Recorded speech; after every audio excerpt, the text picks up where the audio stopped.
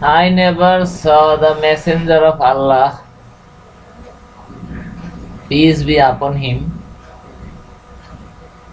praying in front of a stick, a pillar, or a tree without having it opposite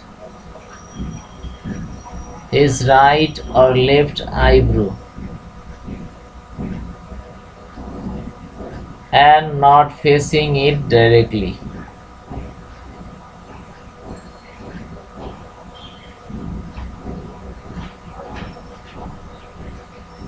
Al Hadith Abu Dawud Sharif, book number 2, Hadith number 693.